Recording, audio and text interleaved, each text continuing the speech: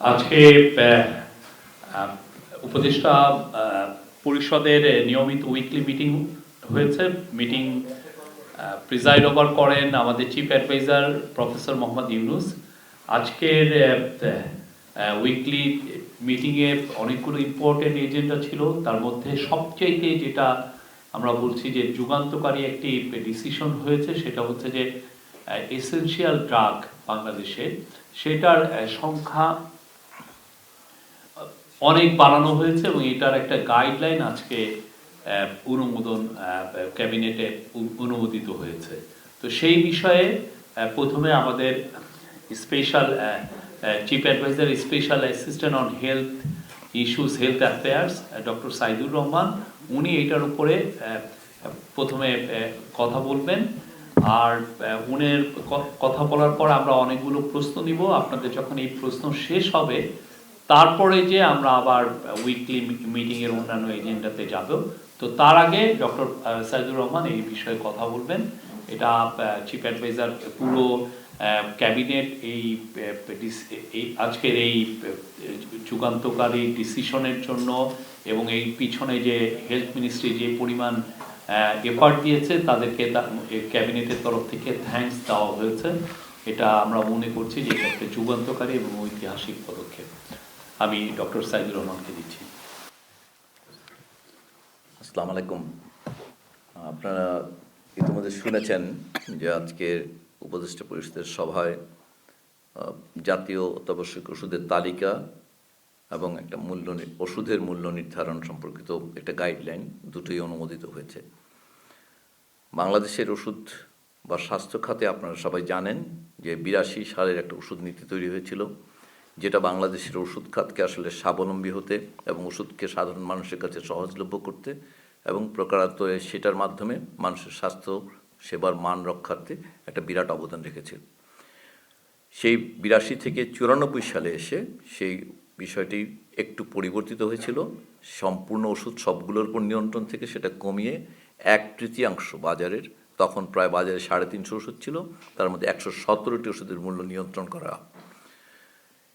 এরপরেই গত প্রায় 30 বছর যাবৎ এই পদ্ধতি অপরিবর্তিত ছিল এবং এর ফলে এই তালিকার বহির্ভূত ওষুধগুলো পর্যায়ক্রমে বাড়তে থাকে এবং এই মুহূর্তে ওই 117-র বাইরে প্রায় 1300 ওষুধ বাংলাদেশে ছিল। এবং আপনারা যারা এই খাত মানে স্বাস্থ্য খাত সম্পর্কে অবহিত আপনারা জানেন যে এই ওষুধগুলোর মধ্যে মূল্য পার্থক্য পর্যায়ক্রমে বাড়ছিল এবং বাংলাদেশের স্বাস্থ্য খাতে মানুষের ব্যয়ের 2/3 আসলে ওষুধ খাতে ব্যয় করেন এবং এই আউট অফ পকেট মানুষের ব্যক্তিগত খাত থেকে ব্যয় করা অর্থ এই ওষুধ খাতে ব্যয় হয়। এটা কমানোর জন্য পৃথিবীতে বিভিন্ন রকমের মডেল কাজ করে। কোনো দেশে ফার্মাসিউটিক্যাল বেনিফিট স্কিম, কোনো দেশে ন্যাশনাল হেলথ সার্ভিস, কোনো দেশে মেডিকেড, মেডিকেয়ার, অনেক রকম। কিন্তু বাংলাদেশে যেহেতু এই ধরনের কোনো ইন্স্যুরেন্স অথবা এই ধরনের বেনিফিট স্কিম নেই, এই অবস্থা বাংলাদেশকে আসলে এই ওষুধের উপরে মূল্য নির্ধারণের একটা রাষ্ট্রীয় ইন্টারভেনশন ছাড়া আসলে এটা মানুষের জন্য অ্যাফোর্ডেবল রাখা কঠিন হচ্ছিল। এটা একটা সাধারণ মানুষের মধ্য থেকে গত 30 বছর যাবৎ পর্যায়ক্রমে একটা পর্যবেক্ষণ আসছে।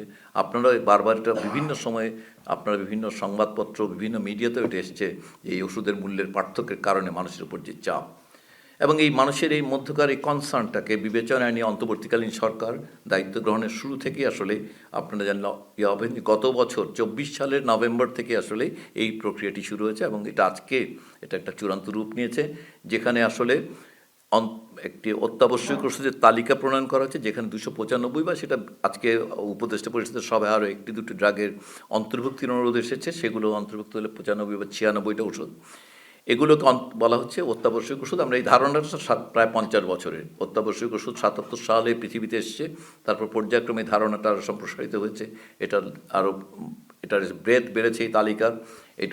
দেশের রোগের ধরন, ওষুধ আবিষ্কার, মানুষের আর্থিক সামর্থ্য, ডায়াগনোসিসের সামর্থ্য, এগুলোর উপরে বিভিন্ন দেশে দেশে এবং বিশেষ বাংলাদেশেও ওই অত্যাবশ্যক ওষুধের তালিকা পরিবর্তিত হয়েছে।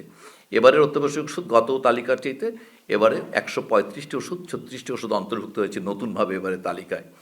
এবং মূল ব্যাপার যেটা সেটা হচ্ছে যে এই তালিকায় অন্তর্ভুক্ত ওষুধগুলোর ক্ষেত্রে আসলে এটা সরকার কর্তৃক একটি নির্ধারিত মূল্যে ওষুধগুলো বিক্রি করতে হবে এটা করে স্পষ্ট নির্দেশনা থাকবে যে এই বিষয়টি আমাদের একটি ফর্মুলা, যেটা অনেক দিন যাবৎ, সে 85 সালে একবার এটা তৈরি হয়েছিল, 92 সালে সেটা কিছু পরিবর্তন করা হয়েছিল, এবার একটি নির্দিষ্ট ফর্মুলা বলা হচ্ছে, এবং যেখানে কাঁচামাল অর্থাৎ এটার এপিআই, এক্সিপিয়েন্ট এবং তার সঙ্গে যে মার্কআপ রেট সেটাকে বলা হচ্ছে। মার্কআপের ক্ষেত্রে আমরা কোনো পরিবর্তন করিনি, এটা যেটা প্রচলিত মার্কআপ ছিল সেটাই থাকছে। অতএব মূল ব্যাপার যেটা করবে সেটা হচ্ছে যে এই অত্যাবশ্যক ওষুধের তালিকাভুক্ত ওষুধগুলোর সবগুলোর মূল্য সরকার কর্তৃক নির্ধারিত হবে, এবং এই নির্ধারিত মূল্যের বাইরে যারা আছেন তাদেরকে এই মূল্যে পর্যায়ক্রমে আসতে হবে। যারা উপরে আছেন তাদেরকেও নেমে আসতে হবে, যারা নিচ থেকে যাবেন তারা ইচ্ছা করলে উপরে উঠতে পারেন অথবা থাকবেন না। অতএব এই ওষুধগুলো বাংলাদেশের সাধারণভাবে, আপনারা সবাই জানেন যে অত্যাবশ্যক ওষুধ মাত্র, এটা বাই ডেফিনেশন এটা 80% মানুষের সকল রোগ ব্যাধির চিকিৎসার জন্য যথেষ্ট।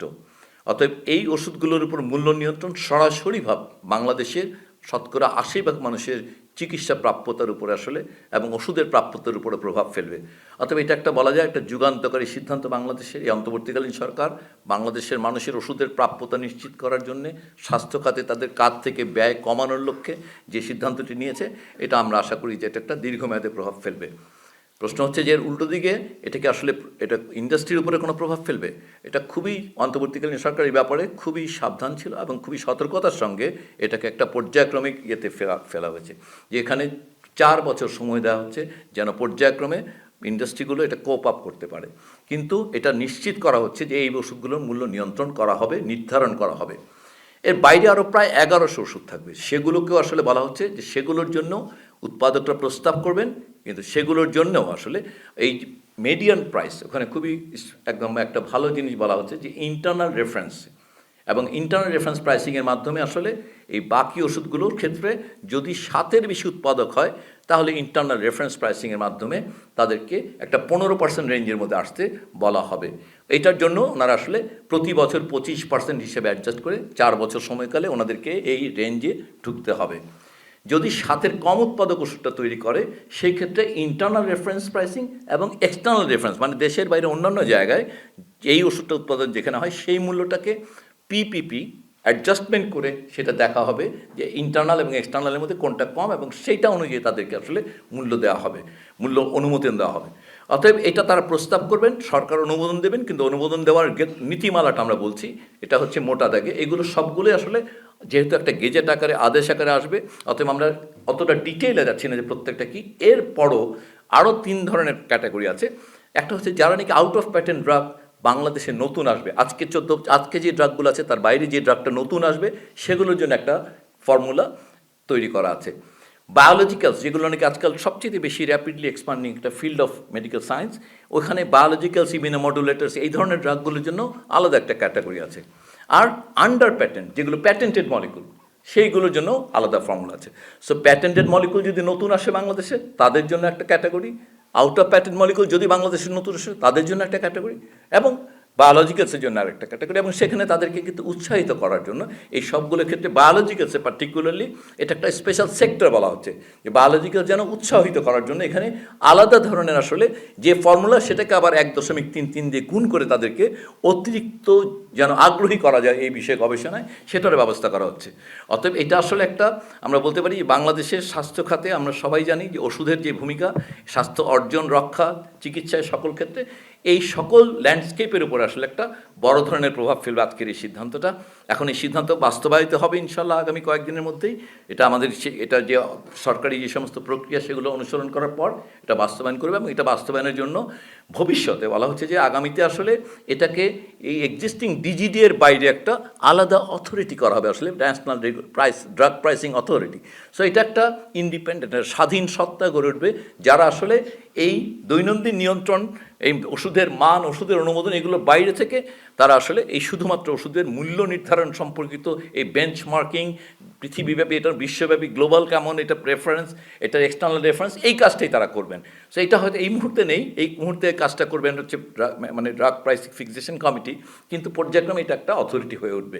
এই হচ্ছে মোটা দাগে আজকে ওষুধের অত্যাবশ্যক ওষুধের তালিকা এবং মূল্য নির্ধারণ সম্পর্কিত আজকের উপদেষ্টা পরিষদের সিদ্ধান্ত। আশা করি আপনারা নিশ্চয়ই এটার বিষয়ে আপনাদের অনেক আগ্রহ ছিল, দীর্ঘদিন যাবত আমরা এটা নিয়ে আলোচনা করেছি। আজকে আমরা নিজেরা এটার অংশীদার হতে পেরে খুবই আনন্দিত।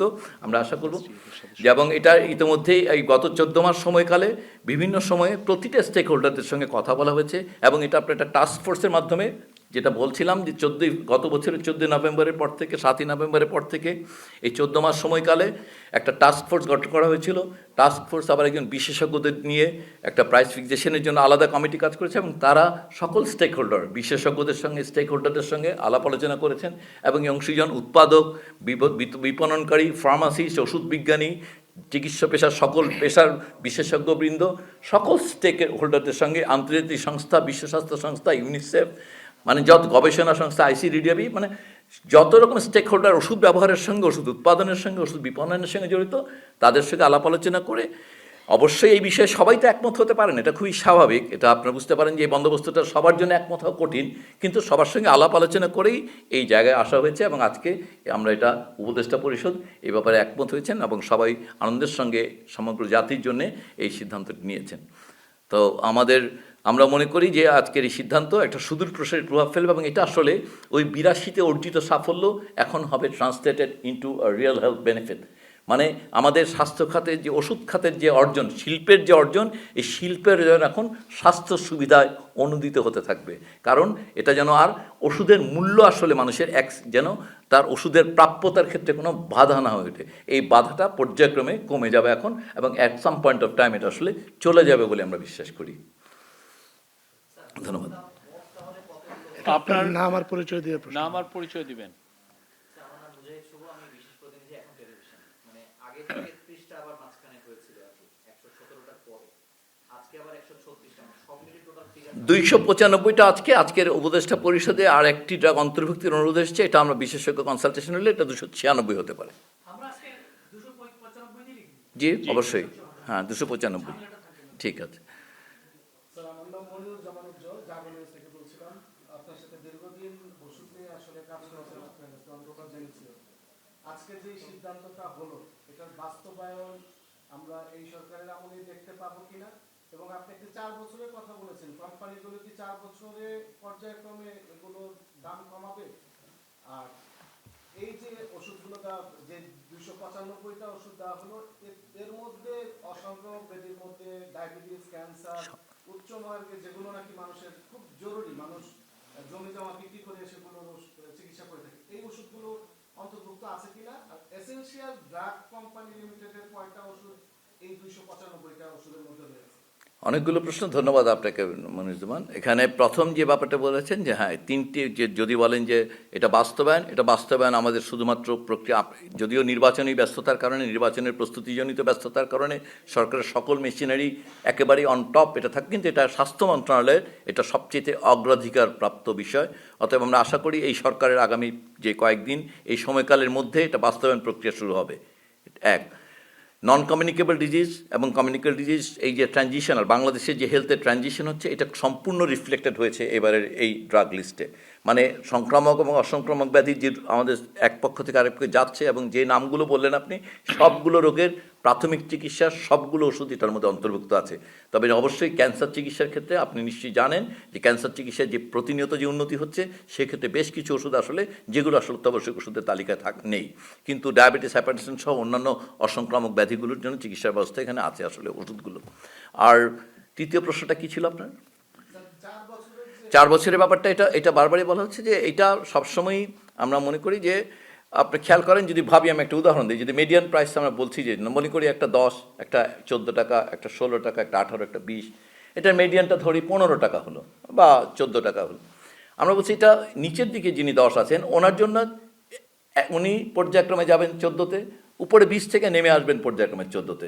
সো এটা যেন আজকে 20 থেকে 14তে কমাতে বললে, এটা অ্যাপারেন্টলি মনে হবে যে এটা একটা ধাক্কা, সেজন্য বলা হচ্ছে যে ওনারা 25-25 করে কমে আসবেন, 25% করে ওনারা সবাই 15-তে চলে আসবেন।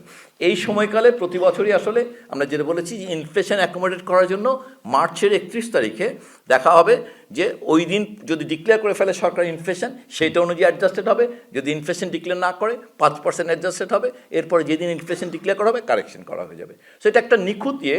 এখানে মূল ব্যাপার যেটা সেটা হচ্ছে আসলে এতদিন যাবত আপনারা জানেন যে অনেক আগেও এগুলো বলা হয়েছে 60% ওষুধ অত্যাবশ্যকীয় তৈরি হতে হবে, এগুলো আসলে বাস্তবায়নযোগ্য ছিল না, কারণ এই ভাগে বোঝা যেত না। এইবারে কিন্তু এগুলো স্পষ্ট করা হয়েছে, যেটা হচ্ছে বিক্রি শতকরা 25% অত্যাবশ্যকীয় তালিকার মধ্যে থেকে তৈরি করতে, খুবই স্পষ্ট, এবং এটা আর্থিক মূল্যে।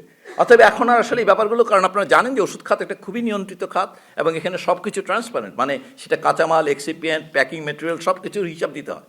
অতএব এখানে এটা যখনই বিক্রয় মূল্যের সঙ্গে সম্পর্কিত করা হচ্ছে, আর্থিক মূল্যে 25% অত্যাবশ্যকীয় ওষুধ উৎপাদন করতে হবে। এর মানে হচ্ছে দেশের সকল উৎপাদক তার উৎপাদন তালিকায় অন্ততপক্ষে এমনভাবে ওষুধগুলোকে রাখতে হবে যেন বাজারে এই অত্যাবশ্যক ওষুধের কোনো অভাব কখনোই না হয়।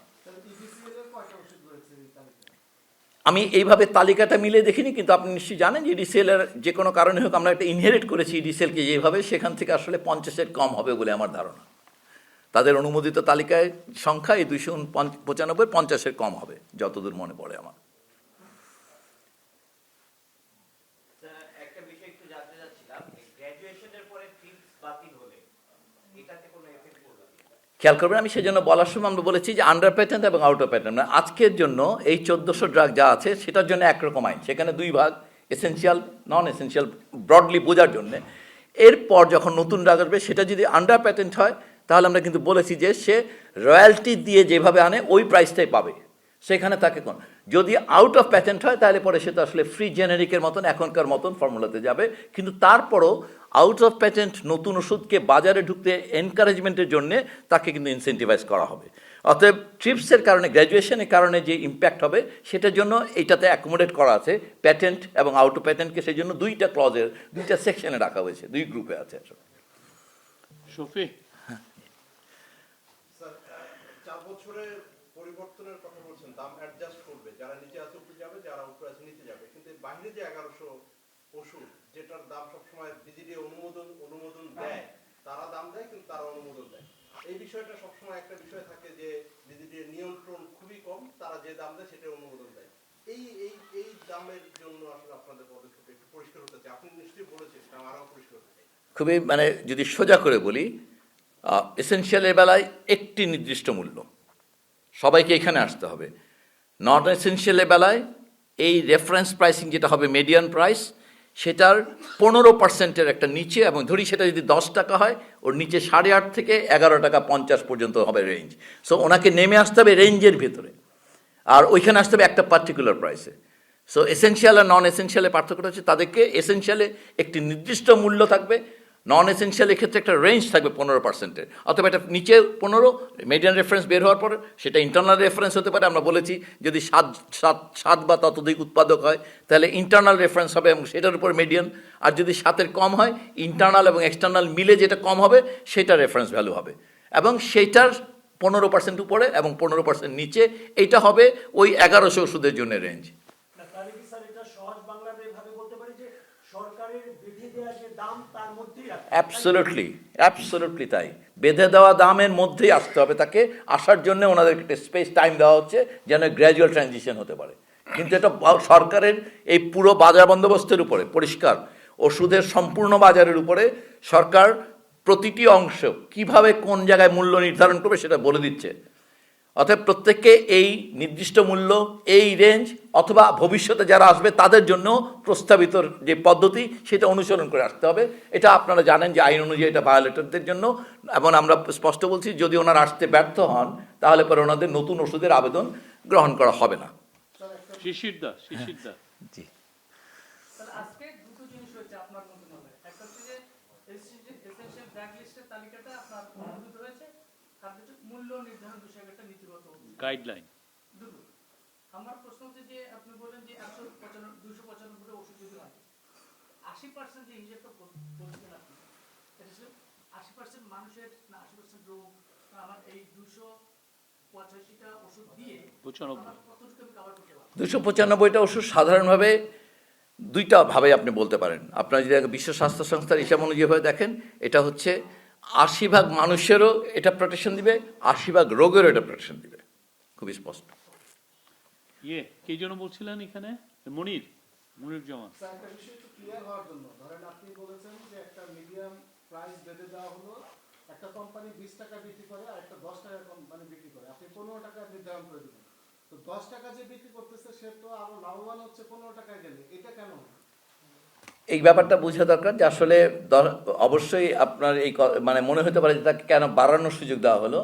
এটা হচ্ছে একটা মার্কেট ফোর্সকে অপারেট করতে দেওয়ার জন্য, কিন্তু আমরা জানি যে ওষুধ আসলে অন্য পণ্য থেকে আলাদা। সেই কারণ হচ্ছে ওষুধের ক্ষেত্রে কিন্তু ওই স্বাধীন নির্বাচনটা কাজ করে না।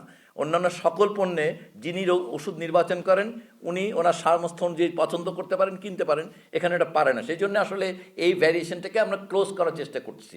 সো উনি 10 থেকে 15তে কেন আসবেনই তা কিন্তু সবসময় না, আমরা যে জন্য বলছি। কিন্তু যেটা মেইন হচ্ছে যে ম্যাক্সিমাম রিটেল প্রাইস, কথাটা খেয়াল করেন, ভ্যাটকে বাইরে রেখে ম্যাক্সিমাম রিটেল প্রাইস। সো ইনি 10-এ থাকতে পারবেন, 8-এ থাকতে পারবেন, 12-তে থাকতে পারবেন, কিন্তু 15-এর উপরে যেতে পারবেন, বা 15 + 15, এটাকে আমরা যদি ভাবি যে 16 টাকা এত পয়সা বা 17 টাকা, ওইটার উপরে যেতে পারবেন। সো উপর থেকে ওনাকে নেমে আসতে হবে।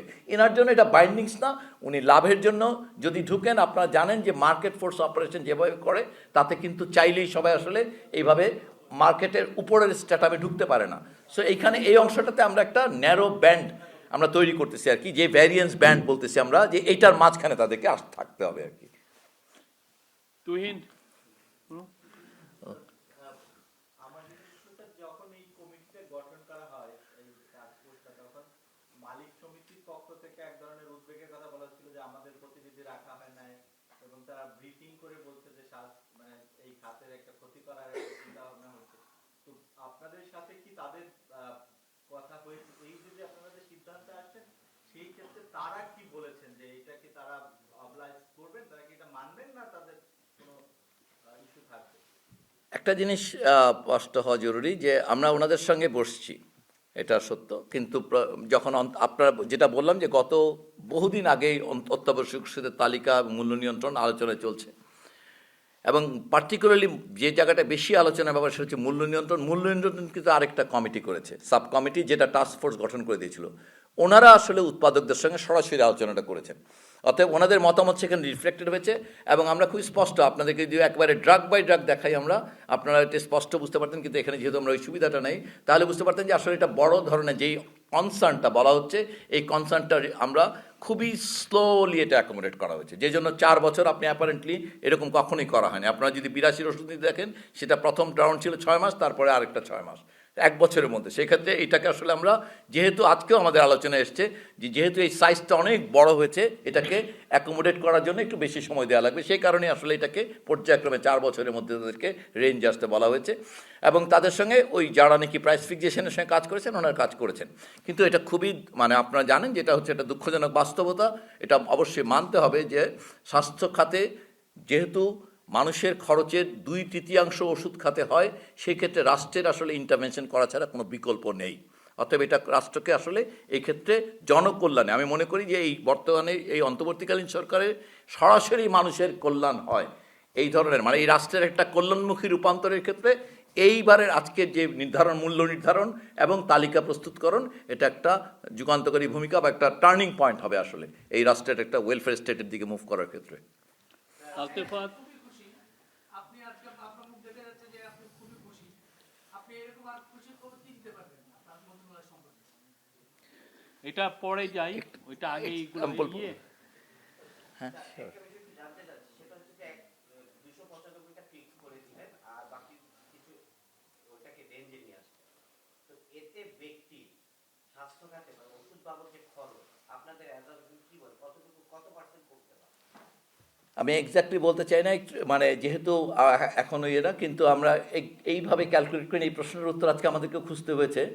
আমরা ধারণা করি যে এটা প্রথম বছর, এটা যেহেতু এটা 4 বছর ব্যাপী হবে, প্রথম বছর আমরা বলেছি যে কারেকশন, তাতে আমাদের ধারণা এক নম্বর হচ্ছে এই 295-এ নিয়ন্ত্রণ আসার সঙ্গে সঙ্গে একটা ইমিডিয়েট বেনিফিট হবে মানুষের, মানে যাদেরকে এই ওষুধ দিচ্ছে।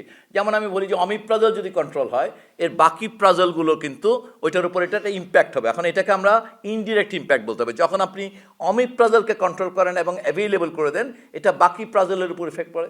একইভাবে আপনি যদি অ্যাটোভাস্ট্যাটিনকে আসলে কন্ট্রোল করেন এবং এটা প্রোভাইড করেন, এটা অন্যান্য স্ট্যাটিনের উপর পড়ে। অতএব একটা হচ্ছে ডিরেক্ট প্রভাব, যেগুলোকে রেগুলেট করাতে সেগুলো, আরেকটা হচ্ছে এইগুলো পাওয়া যায় সেটার কারণে এর মতো বাকি ওষুধগুলোর উপরও প্রভাব পড়বে। আমি কি পুরো স্পষ্ট করতে পারলাম জিনিসটা? সো যখন ড্রাগ অ্যাটোভাস্ট্যাটিনটাকে রেগুলেট করা হয় এবং অ্যাভেলেবল করা হয়, এটা বাকি স্ট্যাটিনগুলোর বাজারের উপরও চাপ ফেলবে। কিন্তু এটাকে প্রেডিক্ট করে অঙ্ক করে বের করাটা একটু সময়। আমাদের ধারণা, যারা গবেষণা প্রতিষ্ঠান তারা আগামী 6 মাস যদি নজরদারি রাখে, তারা এটা খুবই ক্যালকুলেট করে বলতে পারবে। Any question from the নারী জার্নালিস্ট? নারীদের মধ্যে থেকে কোনো কোশ্চেন? নাই? ওকে, শিশির ভাই, হ্যাঁ প্লিজ। আমি বলছিলাম যে মানে এটা তো আপনার একটা অন্তরের জিনিস, ওষুধ নিয়ে কাজ করা, আপনি কাজটা খুবই ভালো করেছেন এবং নিশ্চয়ই জাতি উপকৃত হবে। কিন্তু স্বাস্থ্য মন্ত্রণালয় নিয়ে আপনার এইরকম আগামী 30, 35, 40 দিনের ভিতরে আপনি আর কি শোনাতে পারবেন? খুবই সবচেয়ে যে একটা কথা বলি যে স্বাস্থ্য মন্ত্রণালয়ের স্বাস্থ্য সেবাদানকারীদের মধ্যে পদায়ন কেন্দ্রিক, আমি পদোন্নতিতে যাচ্ছি না, পদায়ন কেন্দ্রিক একটা, আপনারা জানেন যে এটা আসলে খুবই একটা গ্রে এরিয়া। মানে আপনারা এটা আমরা মানি আর না মানি যে মানুষের মধ্যে ক্ষোভ থাকে, অসন্তোষ থাকে, এগুলো প্রভাবিত হয়, এই প্রভাবের ধরন অনেক রকম। কিন্তু আমরা বলতেছি আজকে যে আমরা ইতোমধ্যেই আজকে এখন কিন্তু বাংলাদেশে এই পদায়ন প্রক্রিয়া সম্পূর্ণ অটোমেশন হচ্ছে। বাংলাদেশ সরকারের স্বাস্থ্য পরিবার কল্যাণ মন্ত্রণালয় হচ্ছে বলা যেতে পারে প্রথম মন্ত্রণালয় যে তার মন্ত্রণালয়ের সব কর্মকর্তা নার্সদের ইতিমধ্যেই পদায়ন, নার্সদের নিয়োগের পরে প্রথম 3500 নার্সের পদায়ন হয়েছে সম্পূর্ণ মেরিট মেধা। অতএব বলবো যে স্বাস্থ্য পরিবার কল্যাণ মন্ত্রণালয়ে মেধা এবং তিনি কোন পর্যায়ে সেবা দিয়েছেন, যেমন যারা গ্রামীণ পর্যায়ে সেবা দিয়েছেন ওনারা আসলে পদায়ন প্রক্রিয়া অগ্রাধিকার পাবেন। সো এটা একটা সম্পূর্ণ আমরা মনে করি যে একটা নতুন ধরনের বন্দোবস্ত, যেটা স্বাস্থ্য সেবা দানকারীদের মধ্যে যে দীর্ঘদিনের কষ্ট, অসন্তোষ অথবা যে ধরনের দুর্নীতি বা কি বলে পছন্দ, এই সকল অভিযোগ ছিল, এগুলো দূরীকরণ হবে বলে বিশ্বাস করি। এটা অলরেডি অন বোর্ড, এটা আজকে চলছে, এটা চলমান প্রক্রিয়া, আজকে থেকে এটা গতকালকে শুরু হয়ে গেছে এটা আর কি। সেই অটোমেশন ট্রান্সফার প্রসেসে একটা টোটাল দেশের হেলথ সিস্টেমে একটা পজিটিভ ভূমিকা রাখবে বলে আমরা মনে করি আর কি।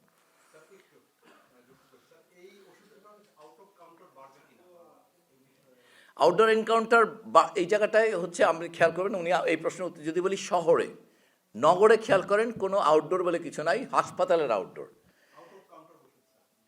ও আচ্ছা, ওভার দ্য কাউন্টার বিক্রি বাড়বে, এই ব্যাপারটার সঙ্গে এইটার কোনো সম্পর্ক নাই সরাসরি। ওভার দ্য কাউন্টারটা হচ্ছে একটা, আমাদের দেশে 2.5 লক্ষ ওষুধের দোকান আছে এবং যেখানে আসলে কোনো প্রশিক্ষিত ফার্মাসিস্ট নেই ব্যতিক্রম ছাড়া। সেই ক্ষেত্রে আসলে ওভার দ্য কাউন্টার হচ্ছে মানুষের এটা একটা হেলথ সিকিং বিহেভিয়ার। মানুষ দোকানে যে বলেন যে আমার এটা, আমার ওইটা, এবং উনি জানেন যে উল্টা পাশে যে লোকটা বলছেন তিনি আসলে এটার উপর কোনো শিক্ষা দীক্ষা ওনার নাই। অর্থাৎ যতক্ষণ ওইটা থাকবে, মানুষ যে দোকানে গিয়ে বলবে যে আমার ঘুম আসছে না, জ্বর আসছে বা গায়ে ব্যথা, এবং সেটার জন্য একজন দোকানদারের পরামর্শ ওষুধ গ্রহণ করবে, ততক্ষণ ওভার দ্য কাউন্টারের উপর কোনো ইম্প্যাক্ট হবে না। ওভার দ্য কাউন্টারের উপর ইম্প্যাক্ট হবে তখন যখন এই 2.5 লক্ষ ফার্মেসি, বাংলাদেশের জনগোষ্ঠী অনুযায়ী 1 লক্ষের বেশি ফার্মেসি দরকার নেই। আমি শুধু বোঝার জন্য বলি, যুক্তরাষ্ট্রে 80,000 মাত্র ফার্মেসি আছে।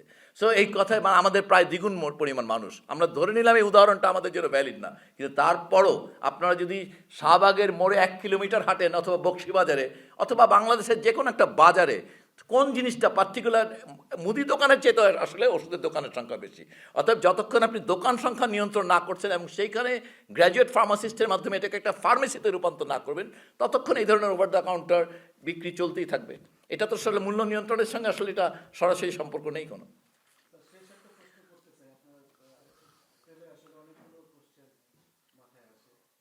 এই যে আপনি কাজটা করলেন, সরকারি কাজটা করছে, এটা কোনো আইনগত বাধ্যবাধকতা থাকবে কিনা? ধরেন আর কয়েকদিন পরে সরকার চেঞ্জ হবে, আমরা জানি যে আমাদের দেশের ওষুধ শিল্পের ইন্ডাস্ট্রিতে যারা আছেন তারা খুব প্রভাবশালী এবং ইতিমধ্যে নানা কথাবার্তা হচ্ছে।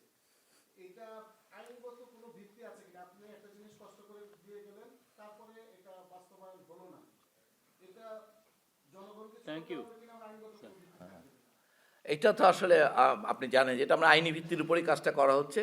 আইন পরিবর্তন করা যায়, পরিবর্তিত হতে পারে, কিন্তু আমরা আশাবাদী, আমরা আপনাদের মাধ্যমে সমগ্র জাতিকে আজকে কেন অবহিত করছি, যেন এটার পক্ষে সাধারণ মানুষের মধ্যে একটা চাহিদা তৈরি হয়, তাদের কাছে যেন এটা স্পষ্ট হয় যে এটা আসলে তাদের জন্য একটা উপকারী সিদ্ধান্ত, তাদের জন্য একটা কল্যাণকর সিদ্ধান্ত অন্তর্বর্তীকালীন সরকারের স্বাস্থ্য মন্ত্রণালয় নিয়েছে, এটা থেকে যেন ডেভিয়েট করতে না পারে। সো আপনারা যদি আজকে দেশের মানুষকে এটা ভালোভাবে জানান, এটার মধ্য দিয়েই এই সিদ্ধান্ত টিকে থাকার সম্ভাবনা বাড়বে।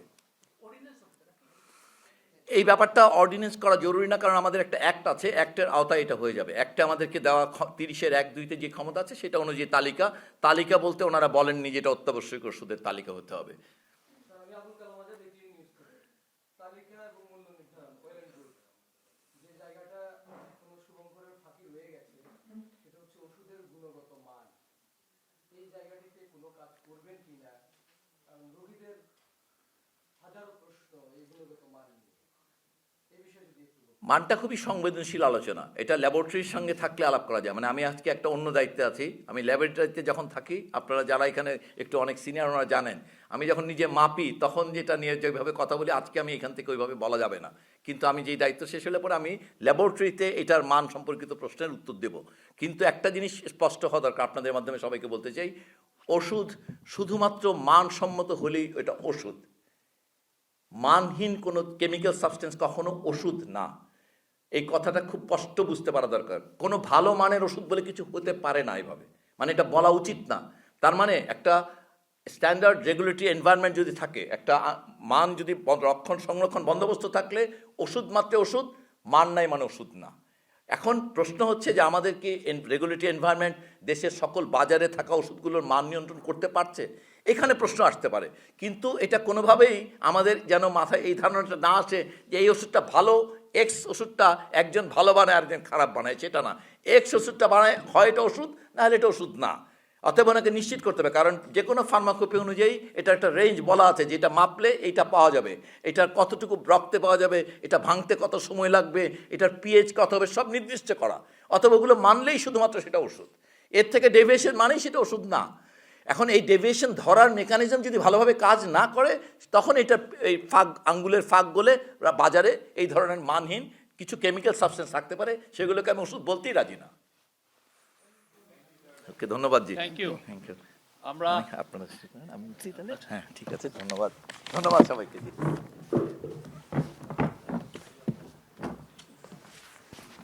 অনেক কিছু আজকে খুবই ইম্পর্টেন্ট একটা ডিসিশন, তো তারপরেও আজকে আরও কিছু কিছু ডিসিশন ছিল, তো আমি একে একে বলছি।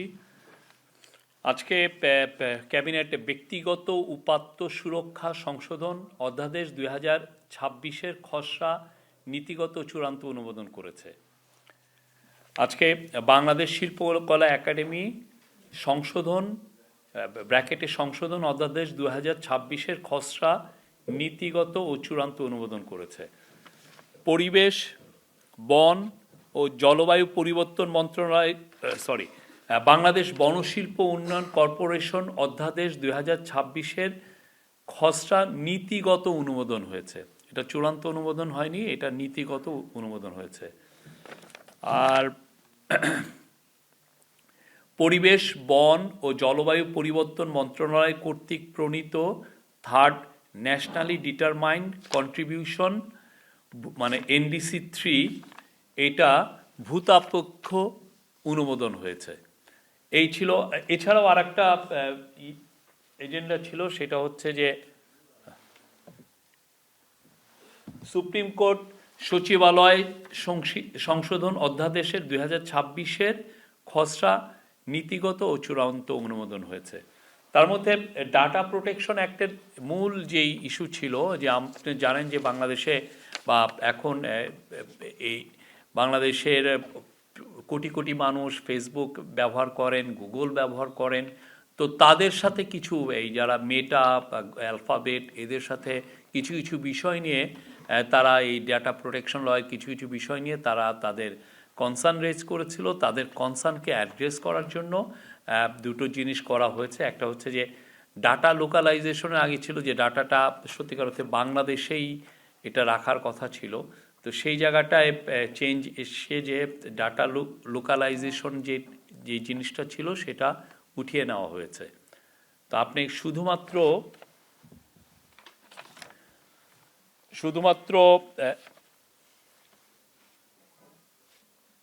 আগে সকল ডেটার একটি সিঙ্ক্রোনাস লোকাল ব্যাকআপ রাখতে বলা হয়েছিল।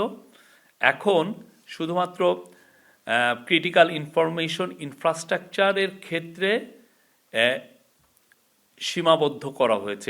এইটা মানে এই জায়গাটায় শুধুমাত্র আপনি বাংলাদেশে আপনার এটা রাখার বিধান রাখা হয়েছে, এটার একটা কপি, রিয়েল টাইম কপি এটা রাখার একটা বিধান করা হয়েছে। আর পার্সোনাল ডাটার ক্ষেত্রেও কিছু রেস্ট্রিকশন আছে। আর আগে কোম্পানি কর্তৃক অপরাধ সংগঠনের ক্ষেত্রে কারাদণ্ডের বিধান ছিল, সেটা উঠিয়ে নেওয়া হয়েছে। এটা এখন অর্থদণ্ডের বিধান শুধুমাত্র থাকবে। এর ফলে আমরা আশা করছি যে বাংলাদেশে আরও বিদেশি ইনভেস্টমেন্ট এগুলোর ক্ষেত্রে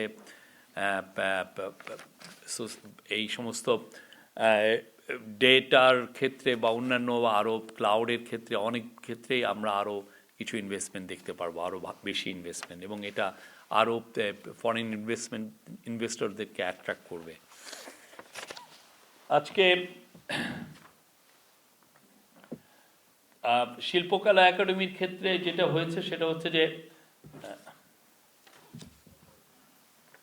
আচ্ছা, আমি আগে শিল্পকলা একাডেমির ডিপার্টমেন্টের সংখ্যা কম ছিল, এখন এটা বাড়ানো হয়েছে। এখন 9টা ডিপার্টমেন্ট থাকবে। সেখানে কিছু কিছু ক্ষেত্রে নতুন বিধান এসছে। আমি একটু সেটা হচ্ছে যে এটাই অনেকগুলো ধারায় সংশোধন হয়েছে।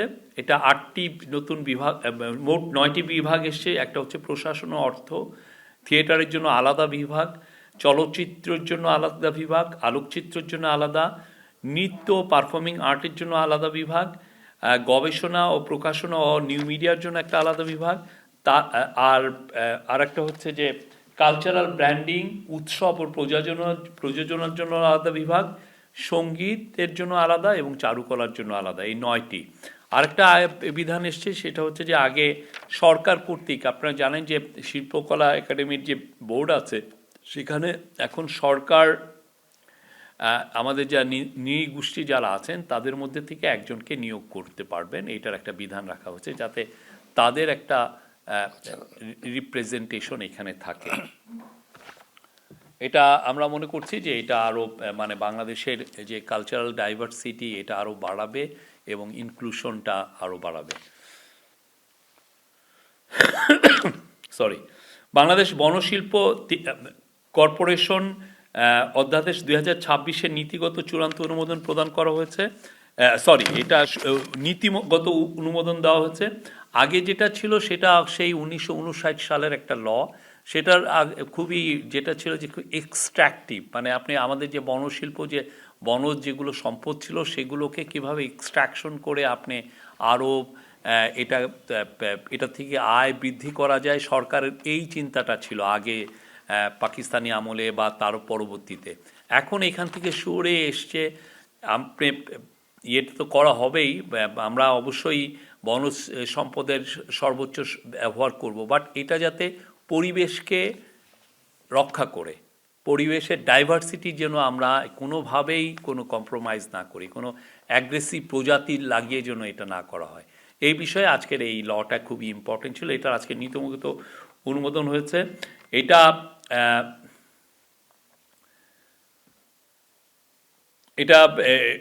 প্রস্তাবিত খসড়া বাংলাদেশ বনশিল্প উন্নয়ন কর্পোরেশন অধ্যাদেশ 2026-এর forest industry development corporation ordinance 1959-কে একাধিক আইন ও অধ্যাদেশ হিসাবে ব্যবহার করে একটি সমন্বিত যুগোপযোগী কাঠামো আকারে প্রণয়ন করা হয়েছে।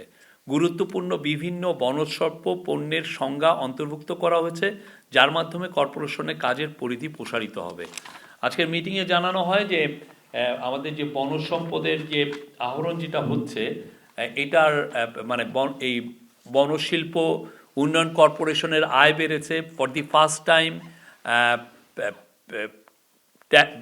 প্রফিট বিফোর ট্যাক্স, এইটার ক্ষেত্রে রাবার শিল্পে প্রথমবারের মতো 6 কোটি টাকা প্রফিট করেছে, এটা খুবই আশানীয়। এবং সব মিলিয়ে 53 কোটি টাকার তার গত বছরে তার প্রফিট ছিল অন্যান্য ক্ষেত্রে। এখন বনশিল্প কর্পোরেশনকে যেন আরও তার কাজগুলো কিভাবে মানুষের কাছে আনা যায়, এবং আগে তো মূলত এটা ফার্নিচার বা কিছু কিছু ক্ষেত্রে অন্যান্য বনসম্পদ তারা রাবার বিক্রি করতো। এখন যেটা হচ্ছে যে এটা বনশিল্প এই আইনের কারণে তারা একটা শোরুম করতে পারবে অনেক জায়গায়। ওই শোরুমের মাধ্যমে অনেক মানুষের কাছে তাদের পণ্যগুলো খুব দ্রুত পৌঁছবে। এবং এটাও বিধান রাখা হচ্ছে তারা ইচ্ছা করলে জয়েন্ট ভেঞ্চার করতে পারবেন এই বনশিল্প কর্পোরেশন, বাট অবশ্যই কোনোভাবেই যাতে পরিবেশকে ডিস্ট্রয় না করে।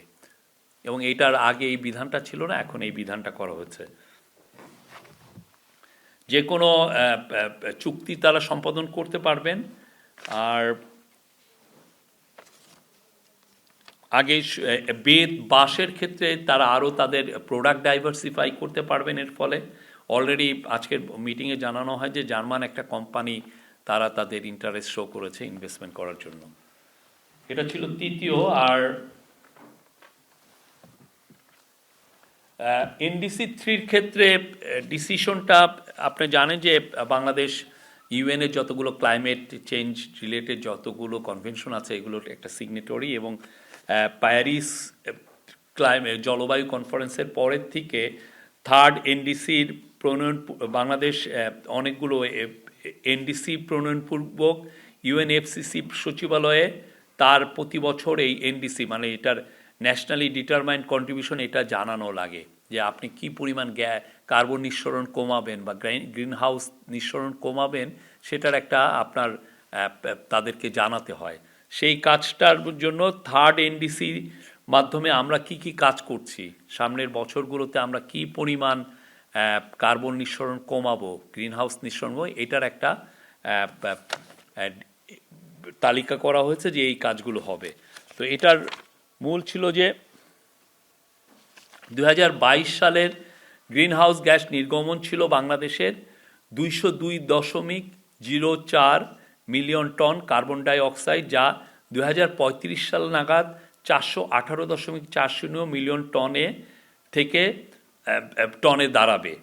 এই থেকে 418.40 টন থেকে 84.97 মিলিয়ন টন গ্রিনহাউস গ্যাস নিঃসরণ করার টার্গেট রাখা হয়েছে এই এনডিসি 3.0-তে, যার মধ্যে বাংলাদেশের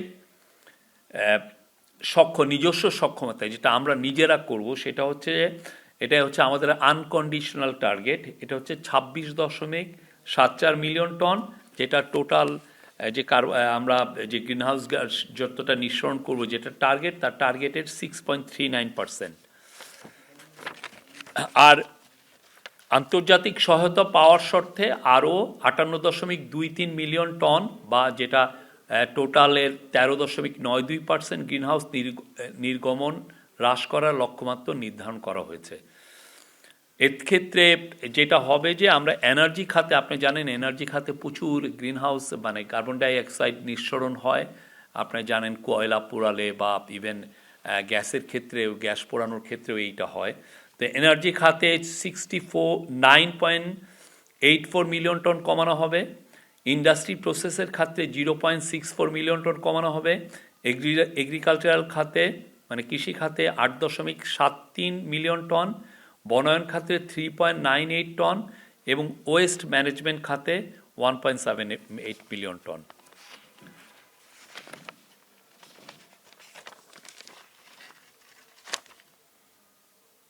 এই ছিল আজকের মিটিংয়ের এজেন্ডা। আর সুপ্রিম কোর্টের বিষয়ে যেটা ডিসিশন হচ্ছে যে সুপ্রিম কোর্ট একটা কমিশন, সচিবালয় কমিশন হবে, সেই কমিশনের মেম্বার হিসাবে এটা খুব একটা মাইনর একটা চেঞ্জ এই লতে।